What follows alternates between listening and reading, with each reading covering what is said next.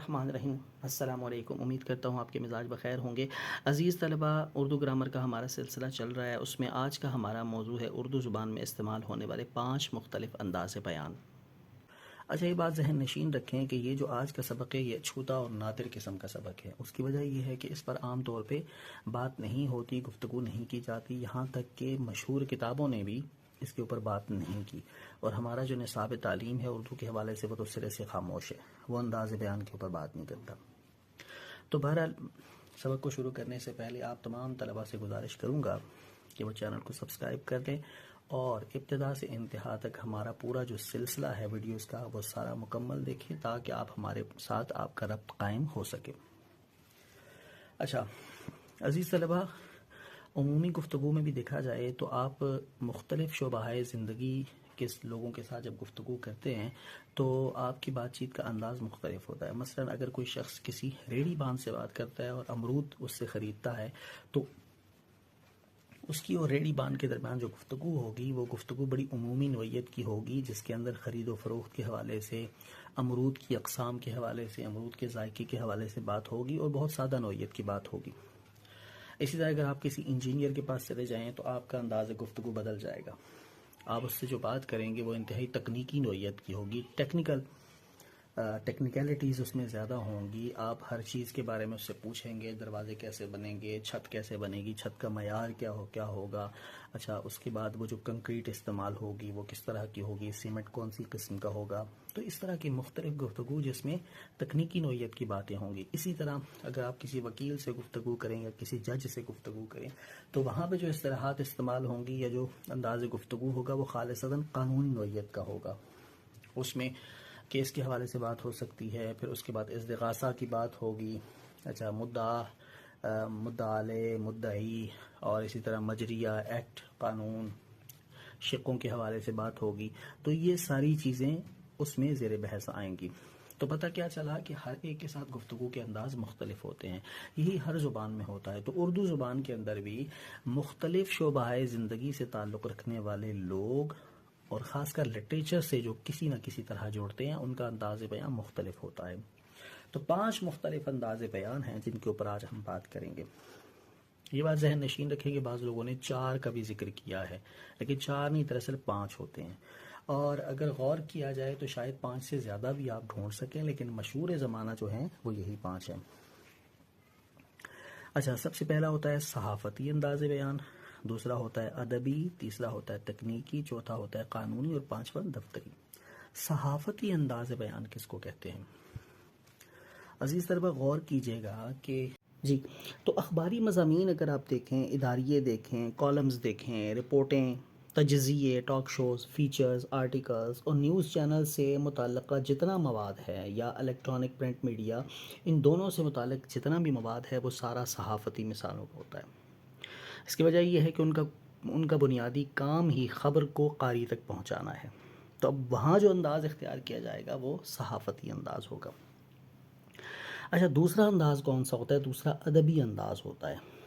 ادبی انداز کس طرح کا ہوتا ہے؟ یعنی ایک بندہ، ایک جو خالص اردو بولنے والا ہے، اردو سے شغف رکھنے والا ہے، اس کی گفتگو میں، اور ایک عام سی اردو بولنے والا جس نے محض گھر میں اردو بولتے دیکھا اور سیکھ لی، اس میں اور جو گہرائی سے اردو کے فن کو سمجھتا ہے، اردو زبان کو سمجھتا ہے، اس کے آہنگ کو سمجھتا ہے، صوت و آہنگ کو دیکھتا ہے، اس کے زیر و بم کو سمجھتا ہے، خصوصیات، لفظ، معنی، مرکب، ہر چیز کو سمجھتا ہے، تلفظ کو سمجھتا ہے، اس کی اردو میں بہت فرق ہوگا.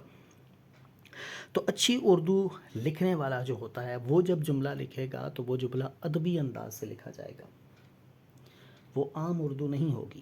جیسے شاعر شاعری کرتا ہے تو عمومی اردو نہیں ہوتی، اس کی اردو مختلف ہوتی ہے. اسی طرح افسانہ نویس افسانہ لکھتا ہے، ناول نگار ناول لکھتا ہے، ڈرامہ نگار ڈرامہ لکھتا ہے، انشائیہ. اس میں ہوتا کیا ہے؟ اس میں دراصل گہرائی سے احساسات کو بیان کیا جاتا ہے، تخیل ہوتا ہے، خیالات کی دنیا ہوتی ہے، اور جذبات نگاری ہوتی ہے اس میں. یعنی جو محسوس کوئی کرتا ہے وہ لکھ دیتا ہے. اب اس میں یہ ضروری نہیں ہے کہ عقل میں وہ بات آ رہی ہے کہ نہیں آ رہی. ممکن ہے کہ جو لکھنے والا ہے ادبی انداز میں وہ کسی بے جان چیز کو کردار بنا کے، مثلا وہ دروازے کے اوپر لکھنا شروع کر دے، وہ چادر کے اوپر لکھنا شروع کر دے، وہ کتاب کو کردار بنا کے اس پر لکھنا شروع کر دے، اب یہ ادبی انداز ہے، کیونکہ وہ تخیل یعنی خیال کی قوت سے لکھ رہا ہے۔ اچھا، یہ زبان و ادب سے متعلق ہوتا ہے۔ اچھا، اس کے بعد تیسرا ہوتا ہے تکنیکی نوعیت کا انداز۔ اس میں کیا ہوتا ہے؟ اس میں مخصوص اصطلاحات ہوتی ہیں کسی بھی فن کی۔ کوئی کمپیوٹر پڑھانے والا ہے تو وہ کمپیوٹر کے حوالے سے بات کرے گا، آئی ٹی کی دنیا کی مختلف اصطلاحات اردو اور انگریزی کی استعمال کرے گا، تو یہ ٹیکنیکل ہے۔ اسی طرح اگر کوئی انجینئر ہے تو وہ اپنی اصطلاحات استعمال کرے گا، ڈاکٹر ہے تو وہ دواؤں کے متعلق، تشخیص کے متعلق اپنی اصطلاحات کو استعمال کرے گا، ٹیسٹوں کے متعلق، علاج کے متعلق بات کرے گا، آپریشن کے متعلق بات کرے گا، اب وہ ساری اصطلاحات ہیں اس کی۔ تو یہ تکنیکی نوعیت کی گفتگو ہوتی ہے۔ اسی طرح مختلف جو آرٹ ہوتے ہیں، فن ہوتے ہیں، ان کے اوپر جو بات ہوتی ہے وہ بھی تکنیکی نوعیت کی ہوتی ہے۔ اسی طرح فیکٹس کے اوپر جو بات ہوتی ہے، یعنی کوئی آپ کے سامنے حقائق رکھا ہے فیکٹس کی صورت میں، فگرز آپ کے سامنے پیش کر رہا ہے، تو یہ تکنیکی نوعیت کی بات ہوتی ہے۔ اسی طرح مختلف سائنسی اور تحقیقی جو مضامین ہوتے ہیں، جو جرنلز ہوتے ہیں، ان میں جو آرٹیکلز شائع ہوتے ہیں، سائنسی آرٹیکلز جو ہوتے ہیں، ان میں بھی تکنیکی نوعیت کی باتیں ہوتی ہیں، کیونکہ وہ سائنس سے متعلقہ ساری باتیں ہوتی ہیں، اور سائنس کی اپنی اصطلاحات ہوتی ہیں، بایو کی اپنی ہیں، فزکس کی اپنی، کیمسٹری کی اپنی۔ تو یہ جتنی بھی ہیں یہ تکنیکی نوعیت کی گفتگو ہوگی ساری۔ مخصوص اصطلاحات ہوں گی اس میں، مخصوص یعنی اسپیشل ٹرمنالوجیز ہوں گی اس میں۔ اچھا، اس کے بعد قانونی نوعیت کا انداز بیان کون سا ہوتا ہے؟ جو عدالت اور قانون سے متعلق ہوتا ہے وہ قانونی نوعیت کا انداز بیان ہوتا ہے۔ یعنی اگر آپ کسی عدالتی اہلکار سے بات کریں، آپ جج سے بات کریں، آپ وکیل سے بات کریں، تو وہ کس طرح کی نوعیت کی باتیں ہوں گی؟ وہ دستاویزات سے متعلق، ڈاکومنٹیشن کے حوالے سے بات ہوگی۔ اچھا، وکلاء کی جو باتیں ہوتی ہیں قانون سے متعلق ہوتی ہیں، کوئی کانٹریکٹ سائن کرنا ہے، کوئی معاہدہ کرنا ہے، قانون کے متعلق باتیں ہوں گی۔ اسی طرح رسیدیں لکھنی ہیں آپ نے، قوانین بنانے ہیں آپ نے، قانون سازی کا عمل ہو رہا ہے۔ اسی طرح عدالتی فیصلے ہیں تو وہاں پہ مخصوص اصطلاحات ہوں گی جو کہ خاص تعلق رکھتی ہیں عدالت کے ساتھ۔ اچھا، اسی طرح دفتری امور جو ہوتے ہیں، معمول کی جو دفتری کارروائیاں ہوتی ہیں، اس کی جو انداز گفتگو ہوگا، جو انداز بیان ہوگا، وہ دفتری انداز بیان ہوگا۔ جیسے خط و کتابت ہو رہی ہے، اب اوپر والا جو افسر ہے وہ نچلے افسر کو کوئی حکم دے رہا ہے تو وہ خط و کتابت کے ذریعے سرکولر جاری کرتا ہے، لکھ کے نوٹیفیکیشن کرتا ہے، وہ اس پہ سائن کرتا ہے، سائن کے بعد وہ کام شروع کرتا ہے۔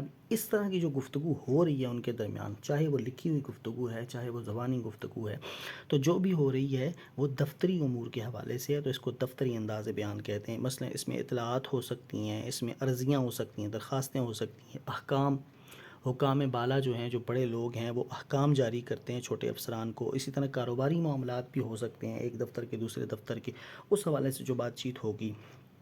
رپورٹ ہو سکتی ہے، چھوٹا جو افسر ہے، اہلکار ہے، وہ رپورٹ تیار کر کے اپنے بڑے افسر کو چیک کرواتا ہے۔ تو یہ جو اس حوالے سے جتنی بھی خط و کتابت ہوگی، گفتگو ہوگی، وہ سارے کا سارا دفتری انداز بیان ہوگا۔ تو 5 جو مختلف انداز بیان ہیں ان کو ہم نے مختصراً جان لیا۔ اب ہم ان کی تفصیل مثالوں سے سمجھتے ہیں تاکہ آپ کو بات پوری طرح سمجھ میں آئے۔ اچھا، صحافتی جو انداز بیان ہوگا اس میں گفتگو جو ہوگی وہ سادہ ہوگی اور عام نوعیت کی گفتگو ہوگی، عام فہم زبان ہوگی، اس میں مشکل زبان استعمال نہیں کی جاتی، کیونکہ اس میں مقصد خبر پہنچانا ہوتا ہے، اور خبر لازمی نہیں ہے پڑھے لکھے شخص تک کی جائے، کبھی کبھی ان پڑھ تک بھی پہنچانی ہوتی ہے، کم پڑھے لکھے تک پہنچانی ہوتی ہے، تو ایسی زبان استعمال کریں گے جو آسان اور عام فہم ہو۔ ذاتی رائے اس میں استعمال نہیں ہوگی، یاد رکھیں خبر میں ذاتی رائے نہیں ہوتی، خبر میں جو حقیقت ہے جیسی ہے، غیر جانبداری کے ساتھ آپ اس کو بیان کر دیں گے۔ اسی طرح معلومات درست، 100% درست ہونی چاہیے، کم از کم جو بیان کر رہا ہے اس کے ذہن کے مطابق درست ہو، اگرچہ کسی اور کے پاس کسی اور دلیل کے تحت وہ خبر درست بے شک نہ ہو، لیکن جو بیان کر رہا ہے وہ اس کو درست سمجھتا ہو تو درست سمجھ کر بیان کرے، تو اس کو کہتے ہیں صحافتی انداز میں۔ مثال، جیسے کوئی یہ کہتا ہے ملک بھر میں کل سے پولیو مہم شروع کی جا رہی ہے، اب اگر چینل کے اوپر آپ کچھ دیکھ رہے ہیں، 60 ٹکر چل رہا ہے، بات سمجھ میں آ گئی، یا ویسے ہی آپ نے خبر سن لی یا اخبار میں پڑھ لی، تو یہ کون سا انداز بیان ہے؟ یہ صحافتی انداز بیان ہے۔ اچھا، اب ادبی کی طرف پڑھتے ہیں، اس کی ایک مثال دیکھتے ہیں۔ پہلے اس کی خصوصیات کیا ہیں کہ تحریر میں جا بجا استعارات کا استعمال آپ کو ملے گا، تشبیہات کا استعمال ملے گا، مجاز مرسل کا استعمال ہوگا، کنایات کا ہوگا، محاوروں کا استعمال ہوگا۔ یہ ساری کی ساری گفتگو جب ہوگی، یہ انداز جب اختیار کیا جائے گا تو ہم کہیں گے کہ یہ انداز دراصل ادبی انداز ہے۔ اسی طرح کرداروں کے اوپر زور ہوگا، خیالات کی مدد سے کردار تراشے جائیں گے، منظر کشی بیان ہو رہی ہے، اس کے اوپر زور دیا جا رہا ہے۔ اچھا، تو اس طرح کی جتنی بھی مثالیں ہیں وہ ادبی انداز۔ مثلا کوئی شخص یہ کہتا ہے چاندنی رات میں اس کی یاد کا دیا جل اٹھا، جیسے سمندر کی لہریں خاموشی میں بھی گفتگو کر رہی ہوں۔ اب یہ سارے استعارات اور کنایات، تشبیہات کا استعمال ہے، یہ کیا ہے؟ ادبی انداز بیان۔ اچھا، تیسرا ہے جی تکنیکی انداز بیان۔ جیسے میں نے پہلے بھی کہا کہ اس میں اصطلاحات کے اوپر بات ہوتی ہے۔ خصوصیات کیا ہو سکتی ہیں؟ یعنی وہ تحریر جس میں سائنس سے متعلق، تحقیقی، کسی بھی ریسرچ کے حوالے سے یا کسی بھی فن کے متعلق مربوط معلومات فراہم کی جاتی ہیں۔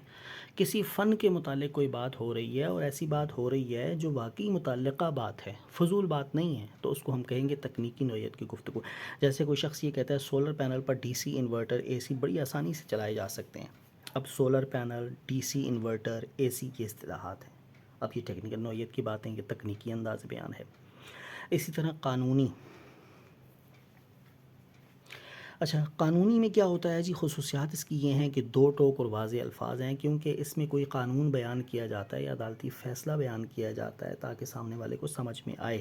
کوئی لگی لپٹی نہیں ہوتی اس میں، بالکل واضح الفاظ میں بتایا جاتا ہے۔ دلائل دیے جاتے ہیں، اس میں مختلف شواہد پیش کیے جاتے ہیں، اور قانونی دفعات، یعنی قانون جو کہتا ہے، ہمارا پاکستان پینل کوڈ یا آئین پاکستان یا دیگر جتنے بھی قوانین کی کتابیں ہیں، وہ جو رہنمائی کرتی ہیں، اب وہ جہاں سے رہنمائی کرتی ہیں ان کے حوالہ جات، ریفرنسز ہوں گے۔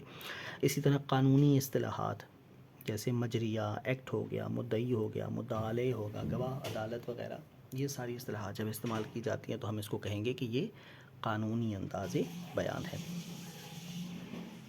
اچھا، مثال پر غور کیجئے۔ جیسے قرار دیا جاتا ہے کہ فلاں ابن فلاں تعزیرات پاکستان دفعہ 302 کے تحت جرم کا مرتکب ہوا ہے، لہذا اس کو پھانسی کی سزا دی جاتی ہے۔ اب یہ دیکھیں، قرار دیا جاتا ہے فلاں ابن فلاں تعزیرات پاکستان دفعہ 302 جرم کا مرتکب، یہ ساری باتیں جو ہیں یہ قانونی نوعیت کی ہوتی ہیں، لہذا اس کو کہیں گے قانونی انداز بیان، عدالتی انداز بیان۔ آگے چلتے ہیں، پانچواں دفتری۔ اچھا، دفتری انداز بیان کی خصوصیات کیا ہوتی ہیں کہ سرکاری اور نجی دفاتر کے اعلانات جتنے بھی ہوتے ہیں، یعنی اب میں نے جیسے آپ کو بتایا، مجاز افسر جو بڑا افسر ہوتا ہے وہ نوٹیفیکیشن کے ذریعے، سرکولر کے ذریعے اپنی انتظامیہ کو، یعنی نیچے تک، چپڑاسی تک سب کو ایک حکم جاری کرتا ہے۔ اب وہ نوٹس بورڈ پر آویزاں کر دیا جاتا ہے، اس کی مخصوص زبان ہوتی ہے۔ اسی طرح لین دین کے معاملات ہو سکتے ہیں، لین دین کے معاملات میں بھی دفتری انداز اختیار کیا جاتا ہے کہ اس میں خالصتاً ایک یوں سمجھیں کہ گفتگو اس طرح کی جاتی ہے کہ جو عام طور پہ پیشہ ورانہ گفتگو ہوتی ہے۔ بات سمجھ میں آ گئی؟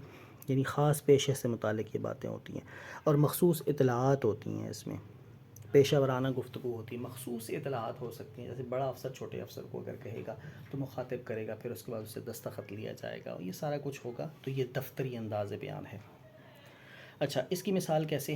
مثلا نوٹس بورڈ پہ ایک تحریر لگی ہوئی ہے کہ اجلاس بتاریخ 22 اگست کو صبح 10 بجے کانفرنس روم میں منعقد ہوگا۔ اب خاص اجلاس کے بارے میں گفتگو ہے، 10 بجے کانفرنس روم منعقد ہوگا، یہ ساری جو گفتگو ہے یہ دفتر میں اس طرح کی اطلاعات دی جاتی ہیں کہ تمام ملازمین کو پتہ چلے آج ہماری فلاں جگہ پہ ملاقات ہے، میٹنگ ہے، کانفرنس ہے، اس میں ہم ایجنڈا یہ ہوگا، اس حوالے سے ہم بات چیت کریں گے۔ یہ سارا جو انداز بیان ہے یہ دفتری ہے۔ اچھا، ایک طالب علم نے مجھ سے کلاس میں سوال کیا تھا کہ ایسا ہو سکتا ہے کہ ایک مثال آپ کے سامنے آئے کہ اس کے اندر دو تین انداز بیان پائے جائیں۔ جیسے اب یہ جو میں نے اب مثال دی ہے، اس مثال کو اگر خبر کی نوعیت سے دیکھا جائے تو صحافتی بھی بن رہی ہے، اور اگر اس میں 2-3 بھاری الفاظ کو شامل کر دیا جائے، تشبیہات اور استعارات کو، یہ ادبی کی طرف چلی جائے گی۔ تو یہ اس طرح کی جو گفتگو ہوتی ہے ممکن ہے، لیکن ہم زیادہ واضح جو نظر آ رہی ہے ہم اس کو دیکھیں گے اور اس کے مطابق اس کا انداز بیان ہم متعین کر دیں گے۔ یہ بات ہمیشہ یاد رکھیے گا۔ آج کی گفتگو جو ہے تھوڑی تفصیل کے ساتھ ہوئی ہے، کیونکہ وہ موضوع بڑا ہے، وسیع موضوع تھا۔ امید کرتا ہوں آپ کو باتیں سمجھ میں آئی ہوں گی۔ اگر کوئی چیز سمجھ میں نہیں آئی تو کمنٹ سیکشن میں آپ سوال پوچھ سکتے ہیں، اس کے اوپر میں علیحدہ سے بات کروں گا انشاءاللہ تعالیٰ۔ اپنا بہت سارا خیال رکھیے گا۔ ذیشان کو اجازت دیجیے، اللہ حافظ۔